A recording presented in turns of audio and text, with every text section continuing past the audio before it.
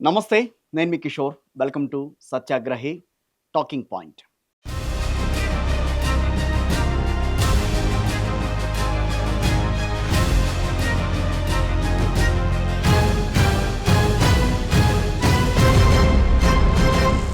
ఇవాల్టి మన talking point సాధారణంగా ఎవరికైనా సాయం చేస్తే ఏమనంటాం? వాళ్ళతో మనం చాలా కృతజ్ఞతగా ఉంటాం. అదే అతిపెద్ద ఆపదలో ఉన్నప్పుడు ఆపన్నహస్తం అందించి ఆదుకుంటే ఎలాగైనా సరే వారి రుణం తీర్చుకోవాలని చూస్తూ ఉంటాం. ఇది వ్యక్తుల మధ్య అయినా, వ్యవస్థల మధ్య అయినా, దేశాల మధ్య అయినా చేసే పనిది. ఒకవేళ సాయం చేసే సత్తా లేకపోతే గనక సైలెంట్‌గా ఉంటాం. కానీ సాయం చేసిన వాళ్ళకి ద్రోహం మాత్రం చేయం కదా! కానీ ఇక్కడ ఆ దేశం మాత్రం సాయం చేసిన దేశంలోనే చావులను కోరుకుంది. ఆపదలో అండగా నిలిచిన భారత్‌కి వెన్నుపోటు పొడిచింది. సో, ఇప్పుడు చెప్పుకున్న తర్వాత ఈ 2 మాటలు మాట్లాడుకున్న తర్వాత ఎవరి గురించి మనం మాట్లాడుకోబోతున్నాం అనే విషయం మీకందరికీ తెలిసే ఉంటుంది. అదే తుర్కియే. అంటే టర్కీ. భారత్‌పై ఉగ్రదాడి చేసిన పాకిస్తాన్‌కు సపోర్ట్‌గా నిలిచి, తనలో నీచ బుద్ధి ఏమాత్రం ఉంది, ఎంత మేరకుందనేది చాటుకుంది తుర్కియే. దీనిపైనే ఇవాల్టి టాకింగ్ పాయింట్.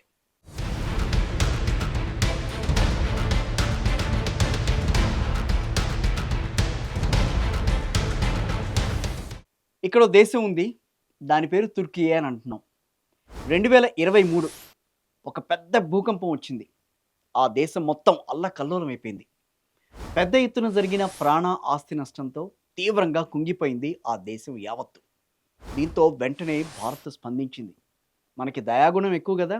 నిజంగానే ఎవరు ఆపదలో ఉన్నా భారతదేశం వాళ్ళకి సహాయం చేయటంలో ముందుంటుంది. ఆ రకంగానే వాళ్ళని ఆదుకుంది.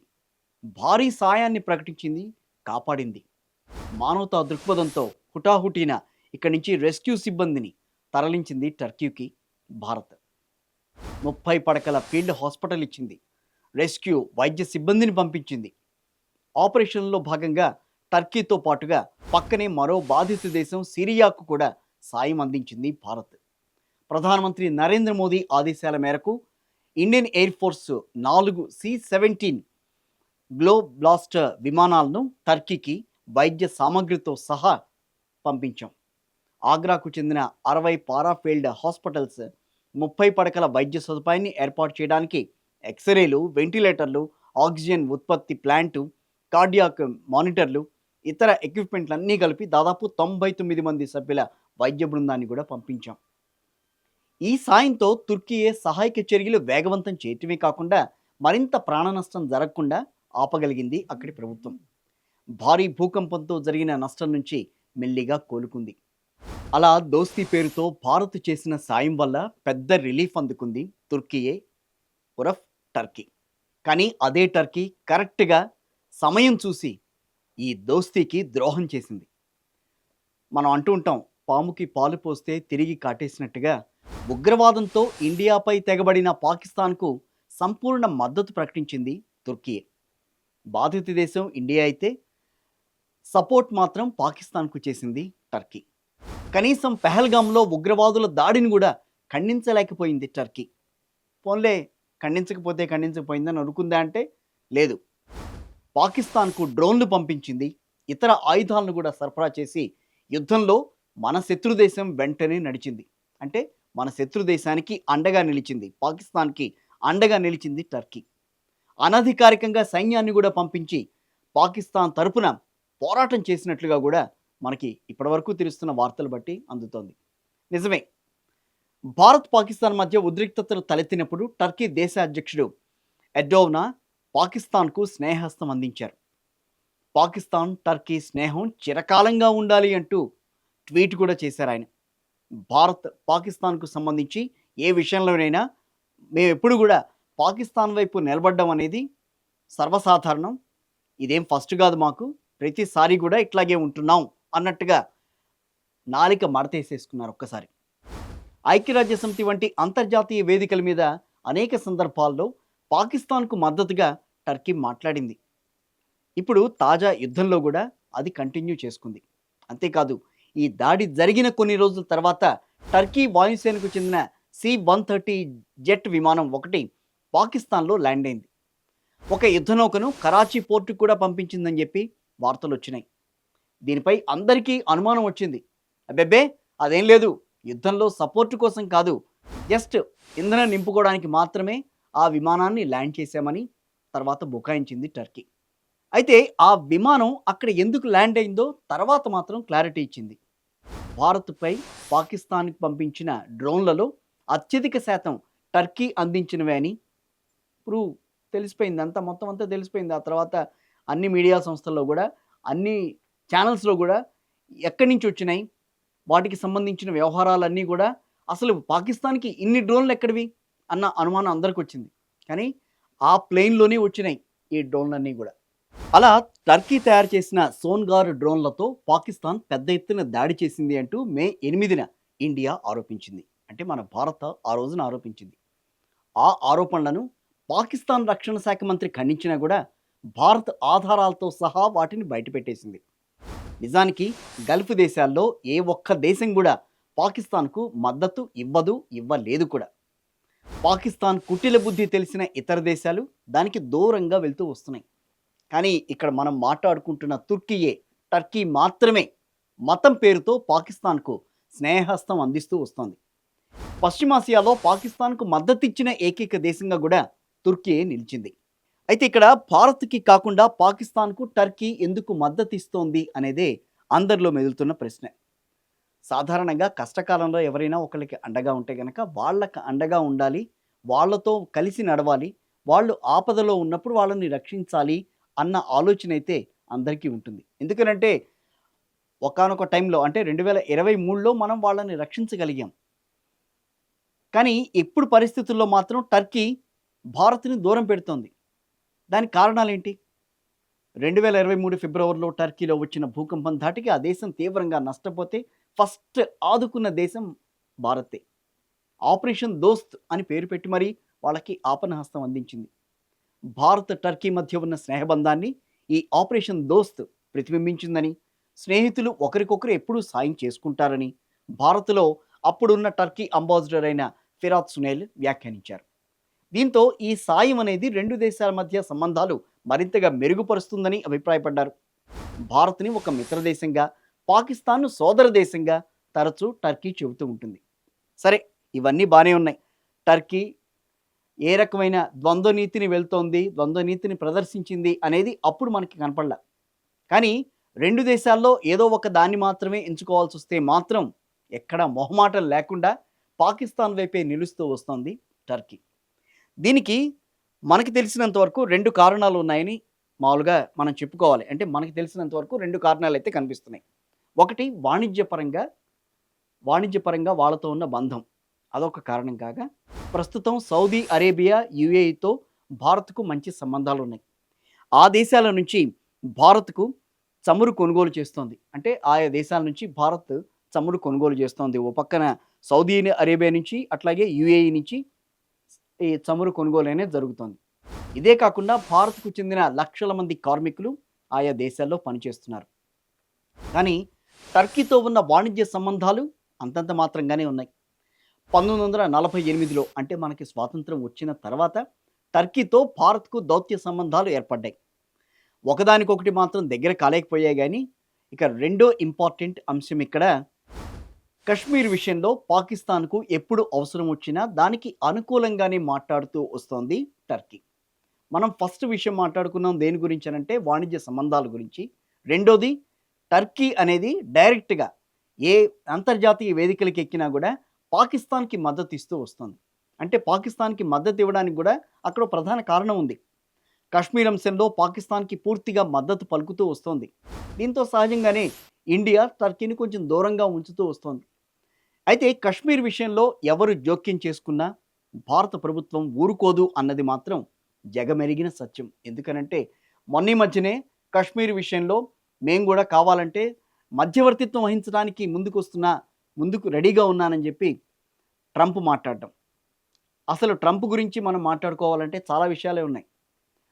ఇద్దరి మధ్యన సీజ్ ఫైర్ తీసుకొచ్చింది నేనే అని చెప్పి మళ్ళీ నిన్న కూడా ఆయన మాట్లాడుతూ చెప్తున్నారు.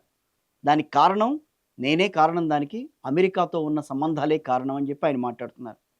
At the same time Turkey కూడా ఆ రకంగా మాట్లాడడానికి కూడా కారణం కూడా అటు అమెరికానే అని అనుకోవాలా అని అంటే ఏమో రాబోయే రోజులు తెలియజేస్తాయి ఏం జరుగుతోంది, అసలు టర్కీకి అమెరికాకి మధ్య సంబంధాలు ఉన్నాయా అనే విషయం కూడా తెలియాల్సిన అవసరం అయితే ఉంది.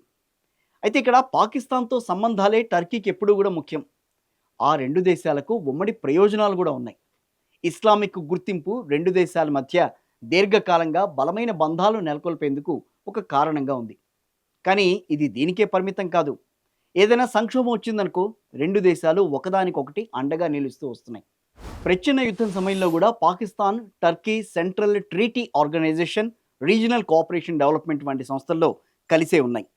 అంటే ఇక్కడ సైప్రస్లో గ్రీస్కు వ్యతిరేకంగా జరిగిన వ్యవహారాలకి సంబంధించి టర్కీ చేసిన ఆరోపణలకు అక్కడ పాకిస్తాన్ బహిరంగంగానే మద్దతు ఇచ్చింది. 1964 అంశం కానీ 1971 సంవత్సరాల్లో మిలిటరీ సాయానికి కూడా హామీ ఇచ్చింది అప్పుడు పాకిస్తాన్.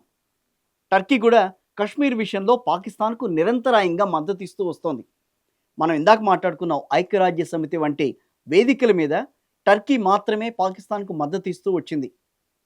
ఇక 2019 ఆగస్టు 5న జమ్మూ కాశ్మీర్కు భారత్ ప్రత్యేక ప్రతిపత్తి రద్దు చేసినప్పుడు మరుసటి నెలలోనే ఎర్డోవాన్ ఐక్యరాజ్య సమితిలో దీనికి వ్యతిరేకంగా ప్రసంగించారు.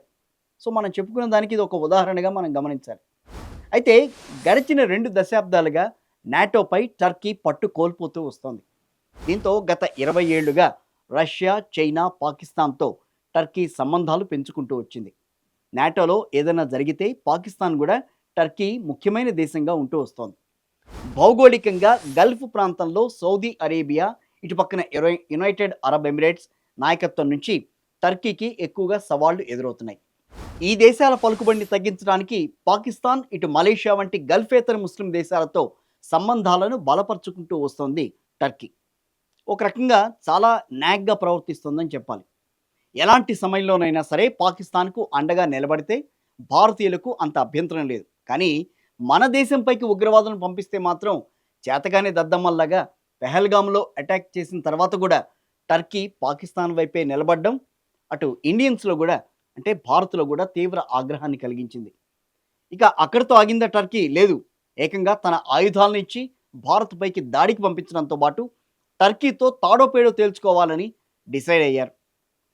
భారత్ కూడా గట్టిగా కన్నెర్ర చేస్తే ప్రపంచ పటం నుంచే మాయమయ్యే పాకిస్తాన్కు టర్కీ అండగా నిలబడడంతో తమ సత్తా చూపించాలని కూడా ఇండియన్స్ డిసైడ్ అయ్యారు. ఇక అక్కడి నుంచి వచ్చిందే బాయ్కాట్ టర్కీ. ఇది ఒక చిన్న ఉద్యమం, చిన్నగా మొదలైంది ఉద్యమం, ఇప్పుడు తారాస్థాయికి చేరుకుంది. ముందు పూణేలోని యాపిల్ వ్యాపారులు టర్కీ నుంచి పండ్లు దిగుమతి చేసుకోవడం చేసేవారు. ఏపీఎంసీ మార్కెట్కు చెందిన యాపిల్ వ్యాపారులు ఈ నిర్ణయం తీసుకున్నారు. పెహల్గామ్ అటాక్ తర్వాత జరిగిన పరిణామాలను టర్కీకి సంబంధం లేదు, పాకిస్తాన్లో ఉగ్రవాదాన్ని మాత్రమే భారత్ వ్యతిరేకించింది. అయినా సరే టర్కీ మధ్యలోకి రావడంతో ఇది అర్థం లేని చర్యగా వారంతా ఆగ్రహం వ్యక్తం చేశారు. టర్కీ యాపిల్స్కి మన దేశంలో వాటికి స్థానం లేదు, వాటి అవసరం లేదని చెప్పి వాటిని కొనడం ఆపేశారు వ్యాపారులంతా. దీంతో ఫస్ట్ దెబ్బ అనేది టర్కీ మీద పడింది. ఇక అక్కడి నుంచి ఊపందుకున్న బాయ్కాట్ టర్కీ నినాదాన్ని మరింత ముందుకు తీసుకెళ్లారు గ్రానైట్ వ్యాపారులు. కొన్ని వేల కోట్ల వ్యాపారాన్ని టర్కీతో వాళ్ళు ఒక్కసారిగా రద్దు చేసుకున్నారు. టర్కీతో మాకు వ్యాపారం అవసరం లేదు, అవసరమైతే గ్రానైట్ అనేది ఇతర దేశాల నుంచి తెప్పించుకుంటాం, కానీ టర్కీ నుంచి మాత్రం కొనేది లేదని తెగేసి చెప్పేశారు. ఇక రాజస్థాన్లోని ఉదయ్పూర్ మార్బుల్ వ్యాపారులు వాళ్ళు ఏం చేశారు? దేశీయ పరిశ్రమకు మద్దతుగా నిలిచారు. ఆసియాలోని అతిపెద్ద మార్బుల్ ఎగుమతి కేంద్రంగా పేరొందింది ఉదయ్పూర్. సో ఆ ఉదయ్పూర్లో ఉన్న వ్యాపారులు ఈ నిర్ణయం తీసుకున్నారు. ప్రస్తుతం దేశానికి దిగుమతయ్యే మార్బుల్స్లో 70% టర్కీ దేశం నుంచే వస్తుందని వాళ్ళు గుర్తు చేశారు. అయితే దేశ భద్రతకి సంబంధించి ప్రభుత్వానికి తాము సంపూర్ణంగా మద్దతుగా నిలిచేందుకు అసలు బాయ్కాట్ టర్కీ అంటే టర్కీ నుంచి ఏదొచ్చినా సరే తీసుకునే ప్రయత్నం చేయం, కాబట్టి మార్బుల్ విషయంలో కూడా అదే నిర్ణయం తీసుకున్నామని ఆ వ్యాపారులు స్పష్టంగా చెప్పేశారు. సో 2 దెబ్బలు తగిలినాయి ఇక్కడ. ఓవైపేమో యాపిల్ వ్యాపారులు, మరోవైపు మార్బుల్కి సంబంధించి. ఇక్కడతో ఆగామా? లేదు. టూరిస్ట్ ప్రదేశం, టూరిస్టులు కూడా టర్కీకి భారీగా షాక్ ఇస్తూ ఒక పెద్ద నిర్ణయం తీసుకున్నారు. ఏంటి? పాకిస్తాన్కు టర్కీ మద్దతు ఇవ్వడంతో భారతీయులంతా కూడా అంటే భారతదేశం నుంచి టర్కీకి వెళ్ళడం, ఆ చుట్టుపక్కల ఉన్న ప్రాంతాలన్నీ కూడా సందర్శించడం అనేది జరుగుతూ ఉంటుంది. భారతీయ ట్రావెల్ ఏజెన్సీలన్నీ కూడా టర్కీ ఆన్‌లైన్ బుకింగ్స్ మొత్తం నిలిపేశాయి. ఒక పక్కేమో మేము కష్టకాలంలో మేము సాయం అందించాము.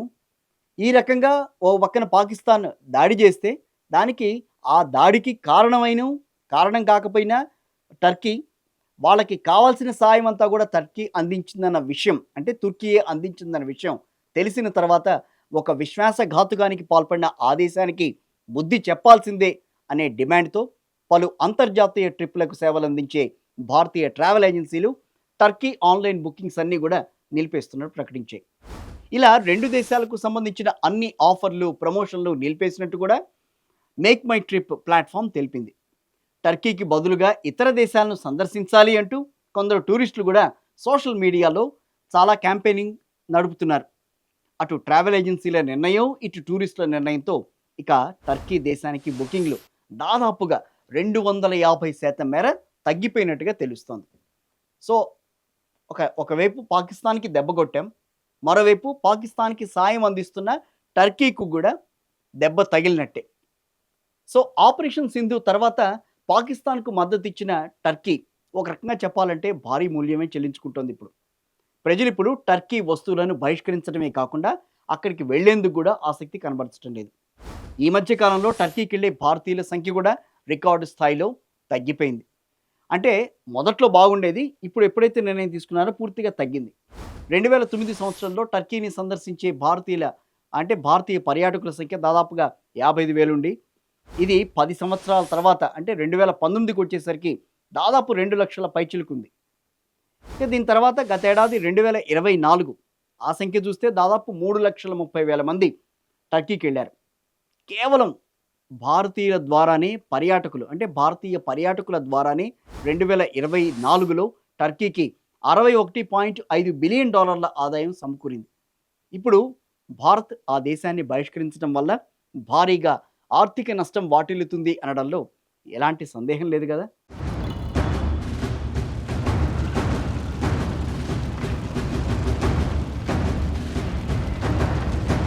అయితే ఇక్కడ కేంద్ర ప్రభుత్వం కూడా పలు కీలక నిర్ణయాలు తీసుకుంది.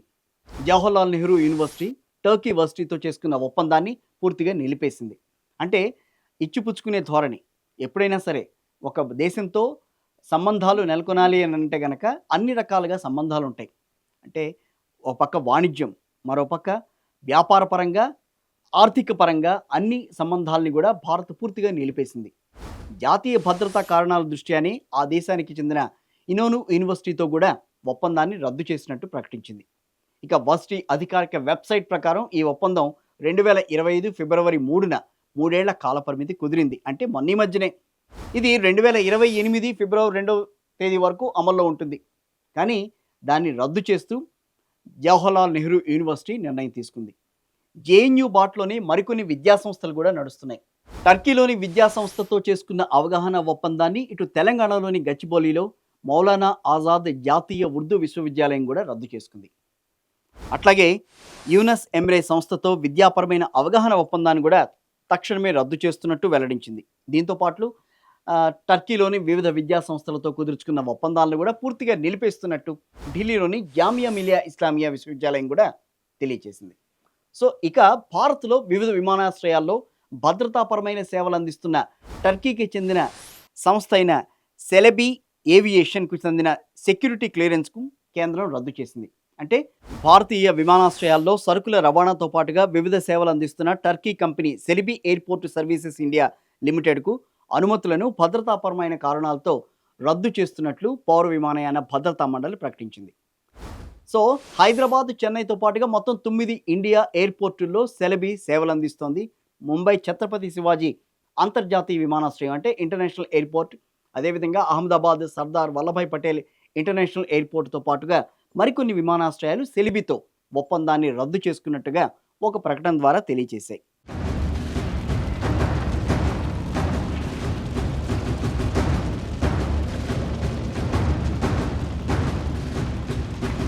సో మొత్తానికి అది పరిస్థితి. తుర్కియే ఆ దేశం పరిస్థితి ఏంటి? చెడపకురా చెడేవానన్నారు సామెత. దానికి నిదర్శనంగానే నిలుస్తోంది ప్రస్తుతం టర్కీ. అనవసరపు తగాదాలో తలదూర్చింది. ఆ తలదూర్చినందుకు ఆ దేశానికి ఇప్పుడు భారీగా సెగ తగులుతోంది. మనపై దాడి చేసేందుకు పాకిస్తాన్‌కు ఆయుధాలు అందించిన టర్కీని ఇండియన్స్ ఒక రకంగా చెప్పాలంటే భారత్‌లోని వాణిజ్యపరంగా గాని, లేకపోతే మిగతా అన్ని విషయాల్లో గూడా ఇండియన్స్ కోలుకోలేని దెబ్బ కొట్టారు. బాయ్‌కాట్ టర్కీ అంటూ టూరిజంతో పాటుగా అటు వస్తువులను గూడా బహిష్కరిస్తున్నారు.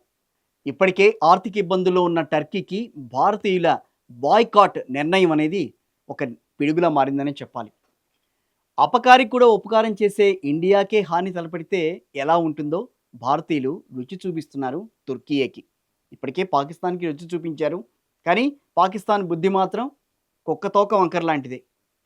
దానికి సలహాలు, దానికి సూచనలు, అదేవిధంగా అన్ని రకాల సహాయం అందిస్తున్న తుర్కియేని ఏ రకంగా దెబ్బ కొట్టాలో ఆ రకంగా దెబ్బ కొట్టింది భారత్. సో, ఎప్పుడైనా సరే మంచి గెలవాలి, మంచే ముందుకు వెళ్ళాలి అని అందరూ కోరుకుంటారు. నలుగురికి సహాయం చేయాలని కోరుకుంటారు. కానీ ఆ సహాయం అనేది ఎదుటి వాళ్ళ సహాయం గురించి ఆలోచించి కాదు, వాళ్ళు గూడా చేయాలన్న ఆలోచన కాదు. ఒక ప్రాంతం లేపోతే ఒక దేశం ఒక రకంగా ఇబ్బంది పడుతోంది అని అన్నప్పుడు తప్పకుండా భారతదేశం వాళ్ళకి సాయం చేస్తుంది. కానీ అదే దేశం వెళ్ళి దాయాది దేశమైన పాకిస్తాన్‌కు సహాయపడ్డం, వాళ్ళకి ఊతమందించే విధంగా వాళ్ళని యుద్ధం వైపు పురిగొల్పటం, అదేవిధంగా యుద్ధానికి కావాల్సిన వ్యవహారాలన్నీ గూడా వాళ్ళు ముందుకు తీసుకురావడం, ఇదే ఎవ్వరికీ నచ్చని పరిస్థితి. సో, ఇది ఇవాల్టి టాకింగ్ పాయింట్. మరొక ఇంట్రెస్టింగ్ టాపిక్‌తో మళ్ళీ మీ ముందుంటా.